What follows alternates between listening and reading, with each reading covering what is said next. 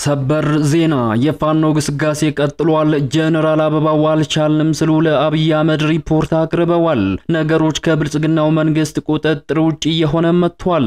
ጀነራል አበባው በወሎ ቀጠና ስለሚገኘው ውጊያና የፋኖን ሽንፈት በተመለከተ ጉድ ያስባለ ሪፖርት አቅርበዋል። የፋኖ ኃይሎች እስከ ደሴ ከተማ ዘልቀው በመግባት ያልተጠበቀ ጥቃት እየፈጸሙ መሆኑ ተሰምቷል። መካናይዝድ የታጠቀው የመንግስት ኃይልም ፋኖን መቋቋም ተስኖት ወደ ኋላ ሲያፈገፍግም ታይቷል። ኮሎኔሎችን ጨምሮ በርካቶች ተማርከዋል፣ ተገድለዋል። ይህን ተከትሎም በዛሬው ዕለት በባህር ዳር ከተማ ስብሰባ ላይ የሚገኙት ጀነራል አበባው ፋኖ ይህንን ኃይል ጦር መች እንዳደራጀው ማመን ተስኖኛል ሲሉ ያልተጠበቀ ጉድ ዘርግፈዋል። ጀነራሉ ስለ ወሎው የፋኖ ድል ምናሉ የሚለውን በዘገባችን በዝርዝር እንነግራችኋለን። በተያያዘ ሰበር መረጃ የፋኖ ኃይሎች በወሎ ቀጠና በርካታ ስፍራዎችን በተቆጣጠሩበት በዛሬው ዕለት ጠቅላይ ሚኒስትር አብይ አህመድ ማንንም አያሸንፈንም ሲሉ ተደምጠዋል። አብይ አህመድ ይህንን ያሉት በሞስኮ ከፑቲን ጋር የኒኩሌር ስምምነት በተስማሙ ማግስት ነው። አብይ አህመድ ማንንም አያሸንፈንም ያሏቸውን አካላት በአውራ ዶሮ መመሰላቸው ደግሞ ትኩረት ስቧል። ጉዳዩን በተመለከተ በስፋት መረጃዎችን ወደ እናንተ እናደርሳለን። በሌላ ሰበር መረጃ ደግሞ ሱዳን የሚገኘው የህወሓት አርሚ 7 ጦር ወደ ወልቃይት መንቀሳቀስ መጀመሩ ተሰምቷል። ጦሩ ለወራት ሲሰለጥን ከቆየ በኋላ ወልቃይትን ለመቆጣጠር እንቅስቃሴ መጀመሩም ታውቋል። ይህ መረጃ የደረሳቸው እነ ኮሎኔል ደመቀ ጦራቸውን በተጠንቀቅ አቁመው እየተጠባበቁ መሆኑም ተሰምቷል። ህወሓት አርሚ 7 ብሎ በሱዳን በረሃ ያደራጀውን ጦር በሰው ኃይል ስልትና በትጥቅ በከፍተኛ ደረጃ ሲያደራጅ ከርሞ ከሰሞኑ በአደባባይ እያሳየ ይገኛል። ከሱዳን በረሃ በቪዲዮ ተቀርጾ የታየው የህወሓት ጦር ከቀላል እስከ ከባድ መሳሪያን እስከ አፍንጫው የታጠቀ ሲሆን ሁመራ ጫፍ ላይ መስፈሩ በስፋት እየተገለጸ ነው። ሌላኛው መረጃችን ነው፣ በዝርዝር ታደምጡታላችሁ። የተወደዳችሁ የኢትዮ ፖስት ቤተሰቦች አክብሮታዊ ሰላምታችን በያላችሁበት የዓለም ክፍል ይድረሳችሁ እያለን ከኢትዮ ፖስት ለአሁኑ የተደመጡና የተመራረጡ መረጃዎችን ይዘናል። እንደተለመደው ቪዲዮ ላይክ እና ሼር በማድረግ አብራችሁን ቆዩ። አዲስ የሆናችሁ ደግሞ ሰብስክራይብ በማድረግ አዳዲስና ወቅታዊ መረጃዎችን ያገኙ። አሁን ወደ ዝርዝር መረጃው አመራን። በቅድሚያም ህወሓት አርሚ 7 ብሎ በሱዳን በረሃ ያደራጀውን ጦር በሰው ኃይል ስልትና በትጥቅ በከፍተኛ ደረጃ ሲያደራጅ ከርሞ ከሰሞኑ በአደባባይ እያሳየ ይገኛል። ከሱዳን በረሃ በቪዲዮ ተቀርጾ የታየው የህወሓት ጦር ከቀላል እስከ ከባድ መሳሪያን እስከ አፍንጫው የታጠቀ ሲሆን ሁመራ ጫፍ ላይ መስፈሩን በስፋት እየተገለጸ ነው።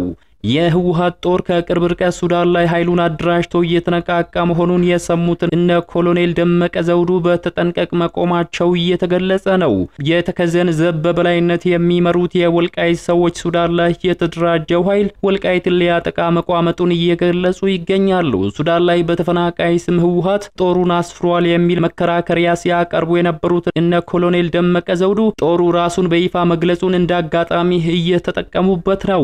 በጦርነቱ ወቅት እንደማይካድራ ባሉ የወልቃይት አካባቢዎች በርካታ የአማራ ተወላጅ ሰላማዊ ሰዎችን በጅምላ የጨፈጨፈ ሳምሪ ተብሎ የሚጠራው ቡድን ሱዳን መግባቱ የሚታወስ ነው። ህወሓት በሰላማዊ ተፈናቃይ ስም ያደራጀው ከፍተኛ ቁጥር ያለው ጦር እንዳለው የሚገለጽ ሲሆን ሰላማዊ ሰዎችን ጨምሮ ወደ ሱዳን የገባው ኃይል ከ30,000 በላይ ነው።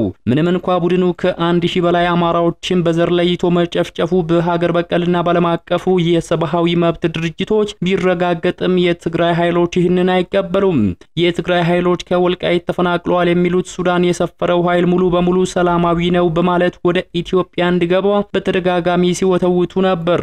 ይሁን እንጂ ህወሓት ጦሩን በተፈናቃይ ካምፖች አደራጅቶ በሁለቱ ጀነራሎች የእርስ በርስ ጦርነት ቅጥረኛ ተዋጊ ሆኖ እስከ መሳተፍ መድረሱን ሲዘገብም ነበር። እነ ኮሎኔል ደመቀ ዘውዱ አሁን ላይ በይፋ ተደራጅቶ የመጣውን የህወሓት ጦር ተፈናቃዮችን ተቀበሉ ለሚለው ጥያቄ መሞገቻ አድርገውታል። ሱዳን ላይ የሰፈረው የህወሓት ጦር ዳግም ሊያጠቃን ያሰፈሰፈ ኃይል እንጂ ሰላማዊ ተፈናቃይ አይደለም የሚሉት እነ ኮሎኔል ደመቀ ዘውዱ ራሳቸውን ለመከላከል ዝግጁ መሆናቸውን እየገለጹ ነው። ህወሓት ሱዳን ላይ ያደራጀውን ጦር ከሁመራ በቅርብ ርቀት ላይ ያንቀሳቀሰ መሆኑ በተሰማበት አጋጣሚ የነ ኮሎኔል ደመቀ አስተዳደር መልስ እየሰጠ ነው። የወልቃይት ጠገዴ ሰቲት ሁመራ ዞን ዋና አስተዳዳሪ አቶ እሸቴ ደምለው ወልቃይት ጠገዴ የኢትዮጵያ የሉዓላዊነት መጠበቂያ መሰረት ናት፣ መሰረት ደግሞ ጸንቶ ያጸናል እንጂ አይናወጥም የሚል መልእክትን ማሰራጭተዋል። የተከዜ ዘብን በማደራጀት የሚታወቁ ሰዎች ደግሞ ሱዳን ላይ ተደራጅቶ በይፋ መታየት ለጀመረው የህወሓት ጦር ዝግጅት ምላሽ እየሰጡ ይገኛሉ። የተከዜን ዘብ ከፊት ለፊት ሆነው የሚያደራጁ የወልቃይት ሰዎች የሳምሪ ቡድን በሱዳን ያለው ይሄን ነው ተፈናቃይ የሚሉት ጉዳይ እንጂ ንጹህ ተፈናቃይ የለም፣ ገድሎን የሄደው ሊገድለን የሚፈልግ ነው፣ እኛ ደግሞ ራሳችንን የመከላከል መብት አለን የሚል መልእክትን በይፋ አሰራጭቷል። ሱዳን ላይ የተደራጀው የህወሓት ጦር በሁመራ በኩል በወልቃይት ላይ ጥቃት ሊከፍት እንደሚችል ጭምጭምታዎችም እየተሰሙ ይገኛሉ። ወዲህ ደግሞ ህወሓትና ኤርትራ በጋራ ለመሰለፍ መግባባታቸውን ተከትሎ በዚያ ወደ ኤርትራ ገብቶ እያንዣበበ በሚገኘው ጦርነት አካል ለመሆን የተዘጋጀ ነው የሚል መረጃዎችም እየወጡ ነው። ወደ ሌላኛው ሰበር መረጃችን ስናመራ የፋኖ ኃይሎች በወሎ ቀጠና በርካታ ስፍራዎችን በተቆጣጠሩበት በዛሬው ዕለት ጠቅላይ ሚኒስትር አብይ አህመድ ማንንም አያሸንፈንም ሲሉ ተደመጡ። አብይ አህመድ ይህንን ያሉት በሞስኮ ከቭላዲሚር ፑቲን ጋር የኒኩሌር ስምምነት በተስማሙበት ማግስት ነው። አብይ አህመድ አያሸንፉንም ያሏቸውን አካላት በአውራ ዶሮ መመሰላቸው ደግሞ ትኩረትን ስቧል። አብይ የመስቀል በዓልን አስመልክተው ባሰራጩት የእንኳን አደረሳችሁ መልእክት የአውራ ዶሮ ጩኸት የፀሐይን መውጣት አያስቀረውም ብለዋል። ጠቅላይ ሚኒስትር አብይ አህመድ በእንኳን አደረሳችሁ መልእክታቸው የመስቀል በዓል ሲታሰብ እውነት ተቀብራ እንደማትቀር እናስባለን ብለዋል። የመስቀልን በዓል ከመንግስታቸው አሁናዊ ሁኔታ ጋር አያይዘው የገለጹት አብይ አህመድ በአውራ ዶሮ የመሰሏቸውን አካላት ያሸነፉ ቢመስላቸውም ቆሻሻውን አራክፈን እንነሳለን ብለዋል። መስቀሉ የተቀበረበት ቦታ ተራራ ሰርቶ ነበር። የቀበሩት ሰዎች ከዚያ በኋላ እንደማይወጣ ደምድመው ነበር። አንዳንድ አማኞች ተስፋ ቆርጠው ነበር ያሉት አብይ ጊዜው በረዘመ ቁጥር ቀባሪዎቹ ያሸነፉ መስሏቸው ቢደሰቱም ታሪክ ተቀይሯልም ብለዋል። አሸናፊነታቸውን በመስቀል ፍለጋ ታሪክ የመሰሉት ጠቅላይ ሚኒስትሩ በጊዜ ሂደት የኢትዮጵያ እውነትን እንገልጣለን ብለዋል። ብርቱ ሰዎች፣ እውነት ፈላጊ ሰዎች፣ አቧራውን የሚገልጡ ቆሻሻውን የሚያነሱ ሰዎች ሲመጡ ግን መስቀሉ ከተቀበረበት ወጣ በማለት እውነት መውጣቱንም ገልጸዋል። እውነት አይቀበርም፣ ጊዜው ሲደርስ አቧራውን አንስቶ አሻራውን ያሳያል፣ ሐሰቱን እንደ ጉም አትኖ ሐቁን እንደ አለት አግንኖ ያሳያል ሲሉ ማክለዋል። የኢትዮጵያ እውነት እንደዚሁ ነው ያሉት አብይ አህመድ የአውራ ዶሮች ጩኸት የፀሐይን መውጣት አያስቀረውም ብለዋል። አብይ አክሎም የሌሊት ወፎች ክንፍ የፀሐይን ንጋት አያግደውም፣ በዚህም ተባለ በዚያ ፀሐይ ትወጣለች ሲሉ በአውራ ዶሮ የተመሰሉ ኃይሎች መሸነፋቸው አይቀርም ብለዋል። የኢትዮጵያ እውነት እንደ መስቀሉ ሁሉ አቧራውን ጥሶ አፈሩን አፍልሶ ቆሻሻውን ደርምሶ ይገለጣል ያሉት ጠቅላይ ሚኒስትር አብይ የወጉት ያዩዋታል፣ ከላይ ሆነው እንዳዩዋት ሁሉ ከታች ሆነው ይረገሙበታልም ብለዋል። በመደመር ደመራ እየተመራን በትጋት እየቆፈርን የኢትዮጵያን ብልጽግና እናወጣዋለን ያሉት አብይ አህመድ ይህ ዓመት የኢትዮጵያ ብርሃን ሲወጣ የምናይበት ይሆናል ሲሉም ገልጸዋል። ጠቅላይ ሚኒስትሩ የኢትዮጵያ ብርሃን ያሉት ምን እንደሆነ በውል ባይገልጹም ሰላምና መረጋጋት መፍጠሩ የህዝቡ መሻት ነው። ጠቅላይ ሚኒስትሩ ዓመቱ የኢትዮጵያ ብርሃን የሚገለጥበት ነው ያሉት ከሩሲያው ፕሬዝዳንት ቭላዲሚር ፑቲን ጋር የኒኩሌር ፕላንት ስምምነት ባደረጉ ማግስት ነው። ኢትዮጵያና ሩሲያ የጋራ የኒኩሌር ኃይል ማመንጫ ለማልማት ስምምነት መፈራረማቸውን ጠቅላይ ሚኒስትሩ አረጋግጠዋል። አብይና ቭላዲሚር ፑቲን በኃይል ማመንጫ፣ ግብርና፣ የጤና ጥበቃ ልማትና የመከላከያ ትብብርን በተመለከተ መወያየታቸውም ተገልጿል። በውይይቱ ላይ ቀደም ብሎ ንግግር ሲደረግበት የነበረው የኒኩሌር ፕላንት ልማት የተፈረመ ሲሆን የሚገነባው ኒኩሌር ሰላማዊና ለኃይል ማመንጫነት የሚውል ነው ተብሏል። በመጨረሻም ጀነራል አበባው ስለ ፋኖው ሽንፈት ተናገሩ። የፋኖ ኃይሎች እስከ ደሴ ከተማ ዘልቀው በመግባት ያልተጠበቀ ጥቃት እየፈጸሙ ነው። መካናይዝድ የታጠቀው የመንግስት ኃይልም ፋኖን መቋቋም ተስኖት ወደ ኋላ ሲያፈገፍግ ታይቷል። ኮሎኔሉ ሳይቀር ተማርከዋል፣ ተገድለዋልም።